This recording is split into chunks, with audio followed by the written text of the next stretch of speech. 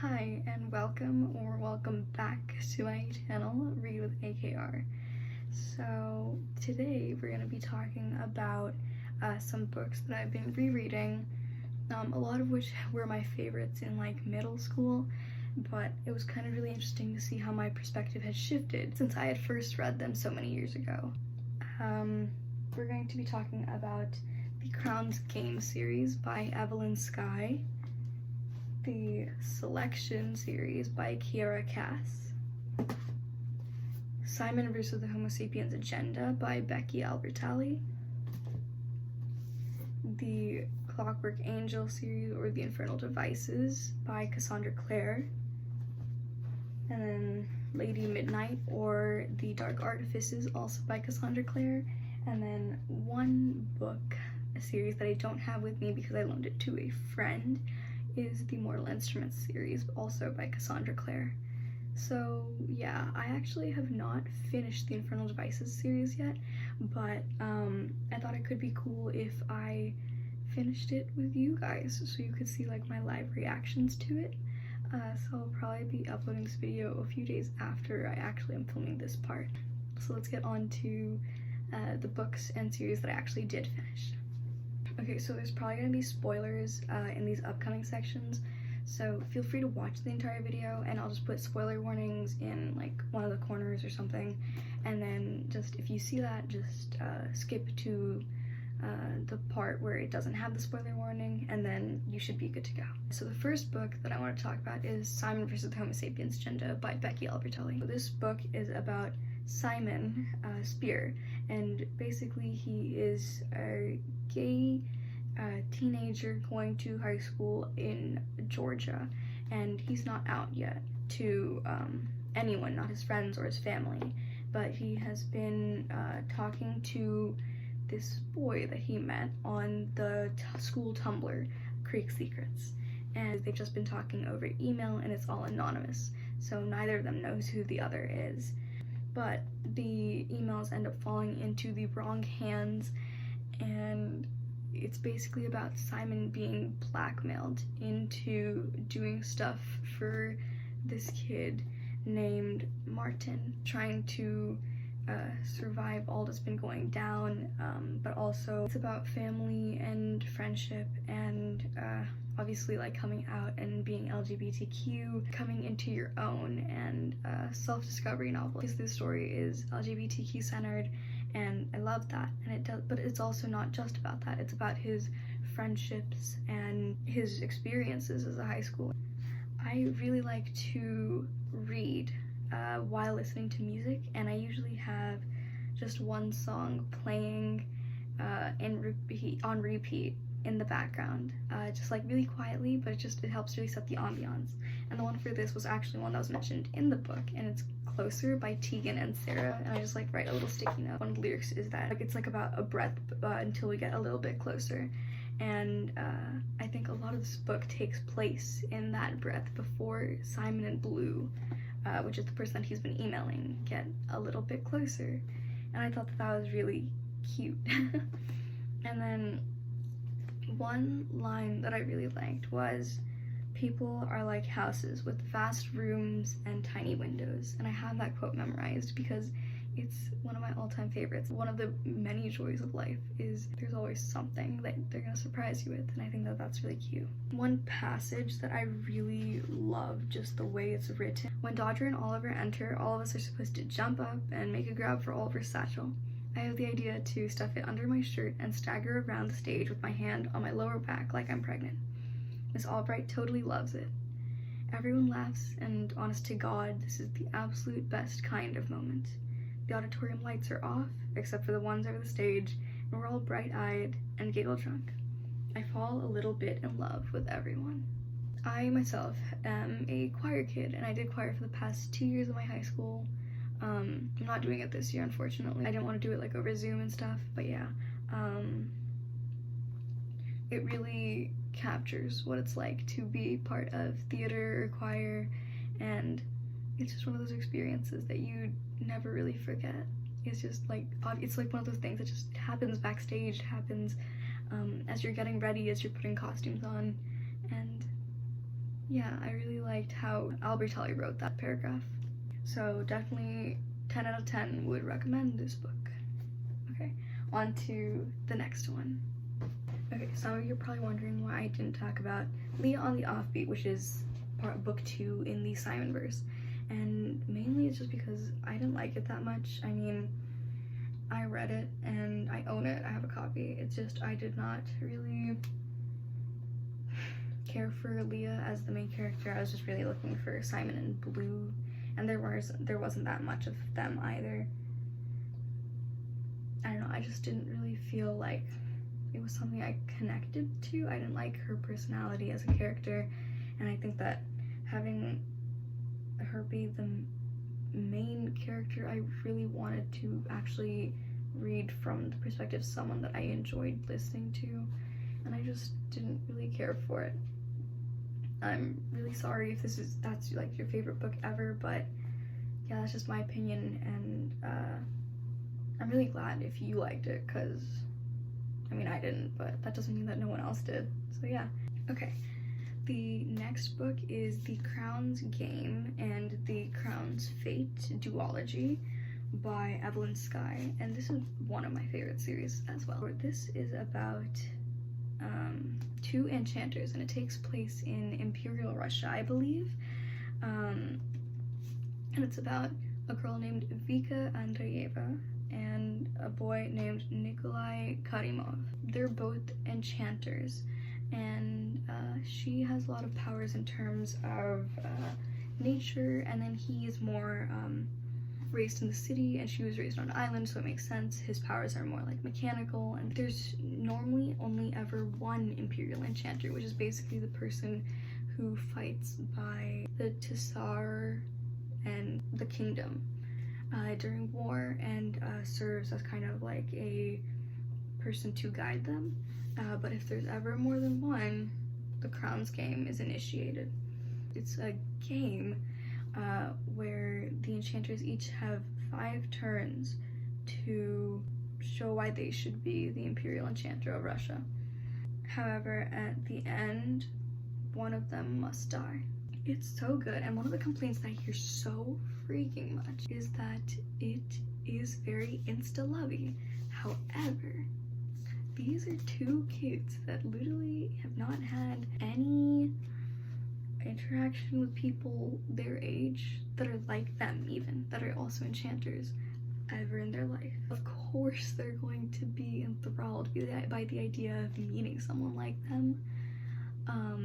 Of course they're going to be wary and not want to kill someone. They're kids. Like, I think that that's one of the most annoying critiques I've heard about this book, is that it's insta-lovey, but it's not. Like, regardless of anything, regardless of their duty, at the end of the day, they're kids, and they're not gonna want to kill someone.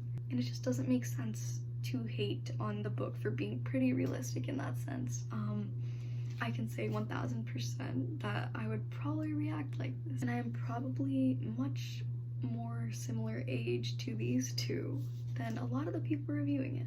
So I think I win on that account. So my song for this was Emerald Eyes by Ants and Zebra, and I think I can't really say much about spoiling anything, but if you read the book, you really like understand why that works. And yeah, then also for The Crown's Fate, I picked You're Somebody Else by Flora Cash, and once again, I can't say much about why that song fits without spoilers. And then my favorite quote from this series is, "Imagine and it shall be, there are no limits." So The Crown's Game ending, like, how did she do that so well? Like, I cried so hard. Like, I could not wait for book 2 at all. And it was just so heartbreaking. And then there's also like the way that it just is so paralleled. So in this first book, it ends, spoilers obviously, it ends with Nikolai dying in Vika's arm because he is able to transfer energy to others, but she was dying, so it came at the cost of his basically almost his entire life. But then at the very end, you see his shadow in the step bench. And then at the end of The Crown's Fate, just the idea of like Nikolai being the one to basically almost end Vika's life after he saved her in the first novel. Yeah, I think that that's The Crown's game for you. Okay, the selection by Kira Cass. So this novel is about America's Cinder, and it takes place I think hundreds of years in the future, after World War III, and I think like 4 have happened, and it's kind of almost a dystopia where the world has been split into castes and America is a 5, so she's almost on the brink of poverty, but she makes a living as an artist, so she sings and plays music. Everyone is split up like that, so 1s are like the royalty, and then 2s, and then 3s, 4s, 5s, 6s, 7s, and then 8s are the very lowest, who are basically homeless people. And then it talks about America's Cinder and her applying to the selection. This thing where the royal family, if they have a son, hold a selection, a competition for 35 girls of Ilia, which is their country, and it's not called America anymore, it's Ilia, to basically compete for his hand in marriage and become part of the royal family. This series is one of my all-time favorites. It's just done so well. It's like The Bachelor, but so much better. There are rebels who are unhappy with what's going on, and so much character development between the girls. The romance and love triangle is something I actually really enjoyed. I would definitely recommend this if you like anything like romance, or if you want something that's like The Bachelor but a lot more interesting. And then if you are into kind of like future kingdoms and stuff like that as well, or also kind of the idea of a poor girl being thrust into a unfamiliar situation that is kind of out of her comfort zone. Unfortunately, this series gets a lot of flack for America being a lot like, not like other girls. But the thing is that she's like not, like a lot of the other girls in the selection are from higher castes and they don't have any experience in what she's been through. She doesn't want the things being provided by the royal family. She just wants to stay for however long she can and provide whatever she can for her family. And I think that the fact that people don't understand that is kind of really annoying, because they critique the book for something that is honestly makes a lot of sense. And that's a common thread with a lot of the books that I really enjoy, is they get critiqued for something that they should not be.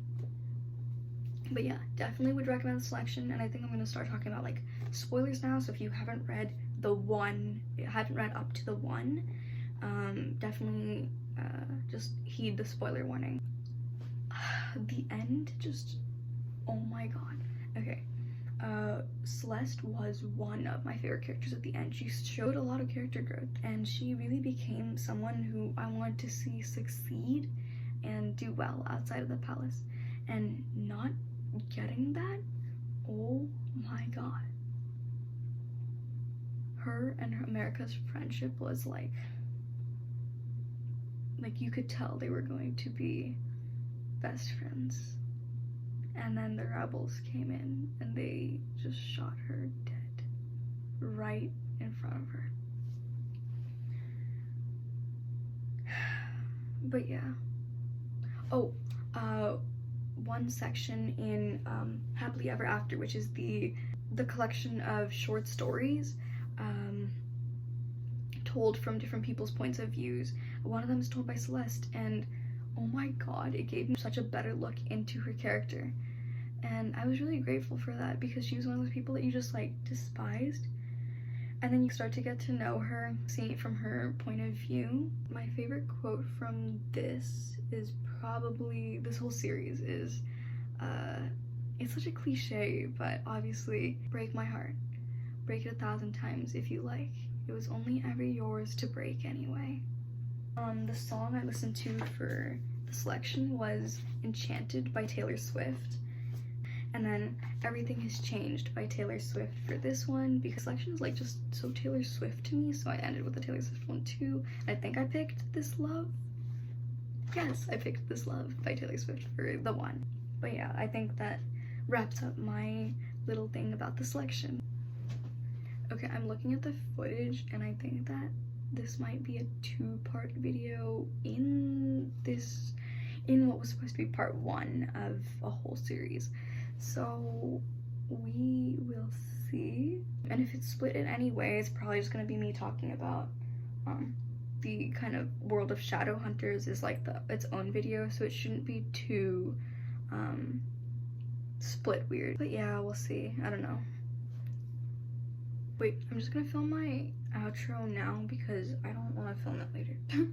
Okay, thank you all so much if you stayed to the end, and yeah, don't forget to click subscribe, like, comment, and basically all the things that help get this video out there. And yeah, thank you so much, and I hope you have a good one. Bye.